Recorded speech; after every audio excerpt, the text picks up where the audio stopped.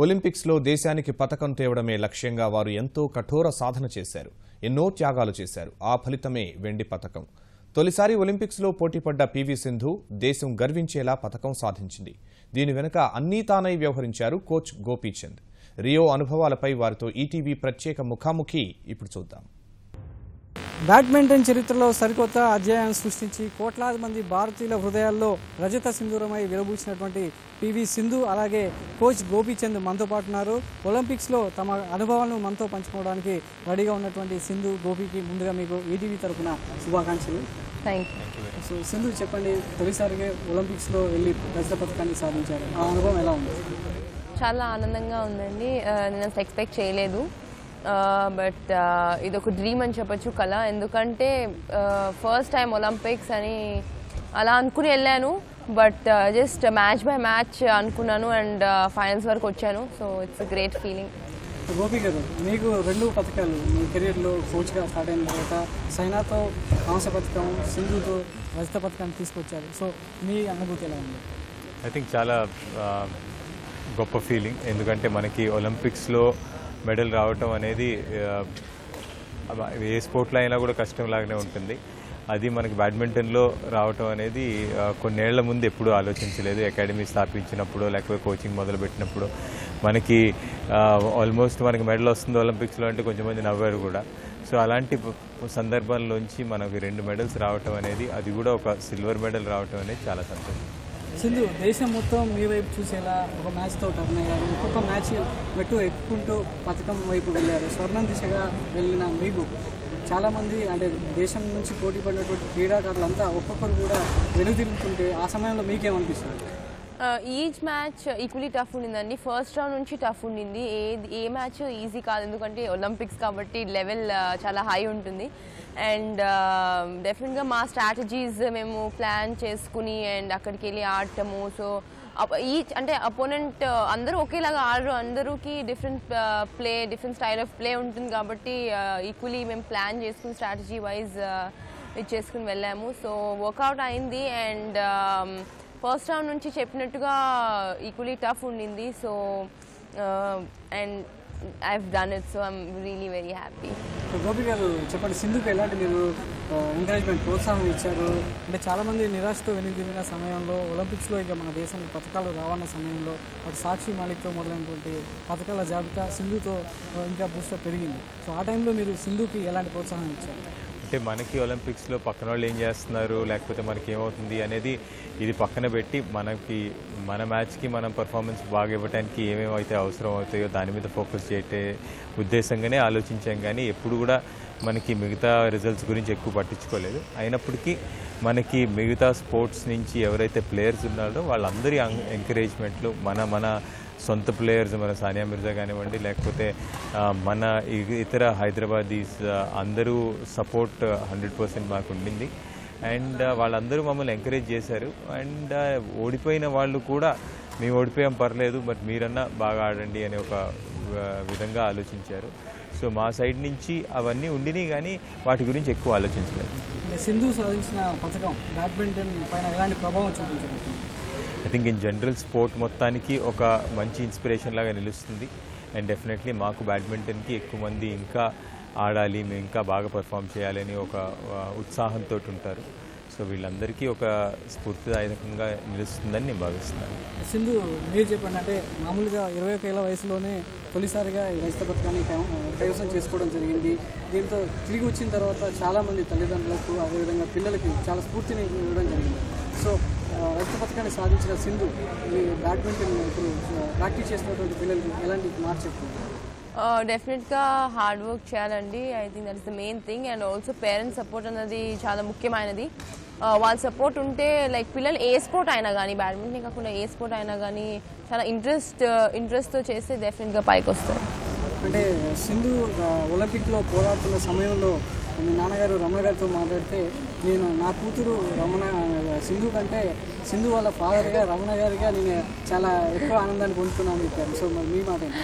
డెఫినెట్గా అండి, ఆయన volleyball player, both mom and daddy Arjuna వాలీబాల్లో. సో ఇంతకుముందు ఆబ్వియస్లీ ఆయన చాలా గ్రేట్ ప్లేయర్ కాబట్టి డెఫినెట్లీ పివి రమణ వాళ్ళ డాటర్ అంటారు. సో ఇప్పుడు కూడా చెప్తూ ఉంటారు, అప్పుడప్పుడు పక్కన చెప్తూ ఉంటే నేను పక్కన ఉన్నప్పుడు ఇప్పుడు సింధు వాళ్ళ ఫాదర్ని పిలవాల్సి వస్తుంది అంటున్నారు.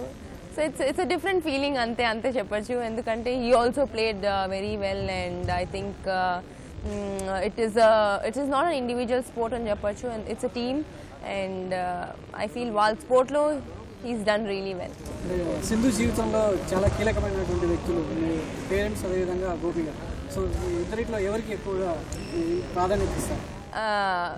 అంటే ఐ థింక్ ఇట్స్ ఈక్వల్ అండి. ఎందుకంటే I have to be really very thankful to them.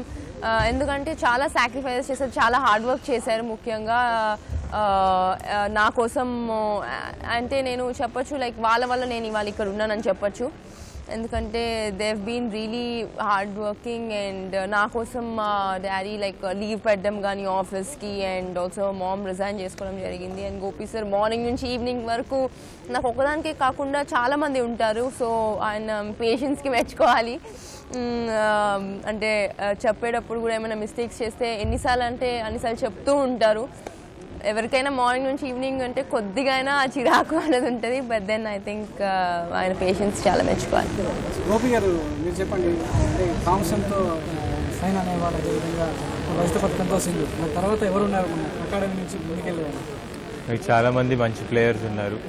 కొన్ని పేర్లు తీస్తే కొన్ని మిస్ అయ్యే ఛాన్స్ ఉంది కాబట్టి ఎవరి పేరు తీయను.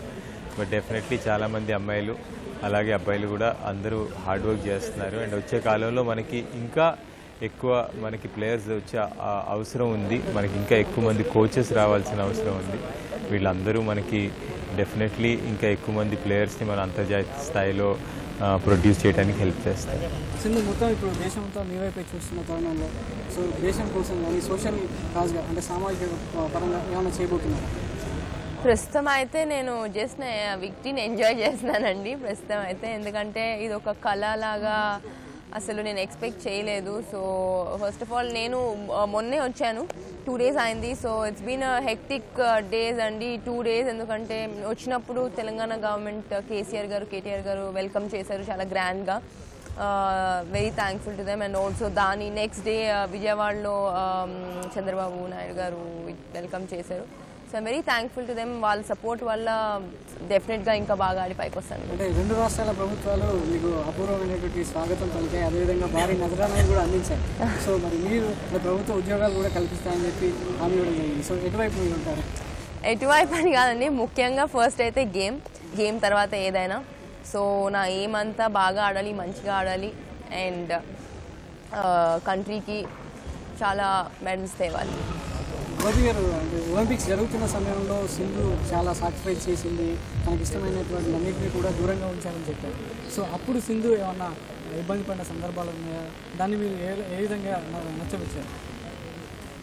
ఆ మెడల్ ముందు ఇవన్నీ ఎంత చిన్న కోరికలను మనం చంపుకున్నాం అనిపిస్తుంది. ఐ థింక్ ఇంతమందికి సంతోషం తెప్పించే ఒక పర్ఫార్మెన్స్ ఒక స్థాయిలో ఉండటానికి మనకి వరం ఇచ్చిన దేవుడికి ప్రసాదంలాగా భావించుకొని మనం చేయాల్సిన అవసరం ఉంది. అంత పెద్ద గోల్, అంత పెద్ద సక్సెస్ ముందు ఇలాంటి ఎంత పెద్ద సాక్రిఫైస్ చేసినా కూడా అవి చిన్నవనే భావిస్తాను. అసలు మీరు చెప్పండి, అంటే పథకాలు సాధించడం వరకు దేశం గర్వించదగ్గ డాక్టర్ ఆఫ్ ఇండియాగా గుర్తింపు పొందారు. సో మనం నెక్స్ట్ సూపర్ సిరీస్లో బ్యాడ్మింటన్ రంగం ఇంకా నెక్స్ట్ వచ్చే ఒలింపిక్ కోసం ఎలాంటి కసరత్తు చేయబోతున్నారు? సూపర్ సిరీస్లో మీకు ఎలాంటి శిక్షణ? డెఫినెట్గా అండి, ఇప్పటి నుంచి రెస్పాన్సిబిలిటీస్ అన్నది ఆర్ ఆల్వేస్ హై. అండ్ ఇప్పుడు నెక్స్ట్ అప్కమింగ్ అంటే సూపర్ సిరీస్ అని ఇంకా చాలా టోర్నమెంట్స్ ఉన్నాయి. ఒలింపిక్స్ మళ్ళీ 2020లో కాబట్టి దానికి ముందు నెక్స్ట్ ఇమీడియట్ ఎయిమ్స్ అనేవి చాలా ఉన్నాయి. సో దానికి తగ్గట్టుగా ప్లాన్ చేసి అకార్డింగ్లీ నేను మా కోచ్ గారు ప్లాన్ చేసి అకార్డింగ్లీ ప్రాక్టీస్ చేస్తాము. సో డెఫినెట్లీ ఐ విష్ ఇంకా బాగా ఆడి పైకి వస్తాను అనుకుంటున్నాను. పొద్దున్న చూసినా మీ మొబైల్ మొత్తం బిజీగా ఉండిపోతుంది, మొత్తం రీట్వీట్లు చేసుకుంటూ ఉన్నారు. సో ఎవరు మీకు బాగా మీకు పంపినటువంటి ఎస్ఎంఎస్లో బాగా మిమ్మల్ని ఐ థింక్ అందరూ చాలా బాగా సపోర్ట్ చేశారండి. ఐ థింక్ వాళ్ళ బ్లెస్సింగ్స్ వల్ల, వాళ్ళ ప్రేయర్స్ వల్ల, బ్లెస్సింగ్స్ వాళ్ళ సపోర్ట్ వల్ల నేను I think I'm really very thankful. And also ముఖ్యంగా గాడ్స్ గ్రేస్ అన్నది ఉండాలి. So I wish I'm very lucky and I'm very thankful to God. And మీరు అడిగినట్టుగా ఒకళ్ళు అని కాదు, ఎందుకంటే చాలామంది సూపర్ స్టార్స్ ఇచ్చేశారు. So I think it's a pleasure talking to them. Gopi గారు చెప్పండి, మీరు చాలామంది తల్లిదండ్రులు కానీ పిల్లలు కానీ ఇప్పుడు ఈ ఒలింపిక్తో రజత పథకం తీసుకొచ్చినటువంటి సింధుతో చాలామంది బ్యాడ్మింటన్ వైపు అడుగులు కానీ చాలామంది భావిస్తున్నారు. అలాంటి తల్లిదండ్రులకు కానీ పిల్లలకు కానీ గొప్ప కోచ్గా మీరేం చెప్తారు?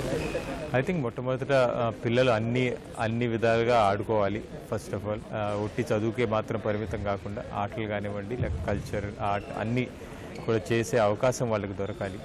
వాళ్ళు పరిగెత్తటము, అలాగే త్రో చేయటము, అలాగే బంతిని తన్నటము, జంప్ చేయటం, బ్యాలెన్స్ చేయటం, ఇలాంటివన్నీ ఫిజికల్ లిటరసీ కాంపోనెంట్స్ ఏవైతే ఉన్నాయో అవన్నీలో భాగస్వామ్యం చేసుకుంటే మనకి వాళ్ళకి నిజంగానే టాలెంట్ ఉండి వాళ్ళకి నిజంగానే ఆడే ఇంట్రెస్ట్ ఉంటే డెఫినెట్లీ ఒక 12-13 ఏళ్ల సమయంలో గేమ్ని ఇంకా సీరియస్గా తీసుకొని ఎక్సెల్ అవ్వడానికి దే షుడ్ ట్రై.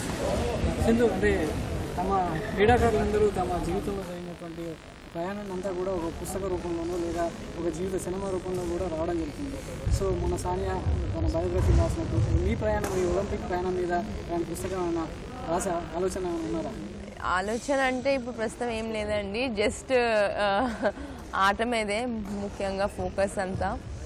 సో ప్రస్తుతం అయితే అలాంటి థింకింగ్ అనేది ఏమీ లేదు. జస్ట్ ఎందుకంటే ఇప్పుడు నేను just 21, there is more way to go. And ఇంకా ఎన్నో గెలిచి ఇంకా I think this only the starting అని ఐ ఫీల్. సో సెప్టెంబర్లో గురు పూజ దినోత్సవం వస్తుంది. సో మరి మీ గురువు గారు అయినటువంటి గోపి గారికి ఎలాంటి గిఫ్ట్ ఇవ్వబోతున్నారని చాలా ఆసక్తికరంగా ఉంటుంది. సో మీకు ఒలింపిక్ మెడల్ తీసుకొచ్చారు కోచ్గా, సో మరి మీరు గోపికి ఎలాంటి బహుమతి ఇవ్వబోతున్నారు? I feel Olympic medal is my gift already done. ఇంకేం గిఫ్ట్ అవసరం లేదు. But I think as an athlete we are all happy. మనకి ఇంత మంచి పథకం రావటం అనేది చాలా సంతోషం. ఓకే, థ్యాంక్ యూ గోపి గారు. Thank you. సో ఇది సింధు గోపిలు ఒలింపిక్లో తమ అనుభవాలు. వచ్చే ప్రతి మ్యాచ్లోనూ ఇంకా తర్ఫీదులు పొందుతూ మంచి పథకాలు సాధించాలి, దేశం గర్వపడే విధంగా ఒక ఆడపిల్ల ఎదగాలి అని చెప్పి సింధు చెప్తుంది.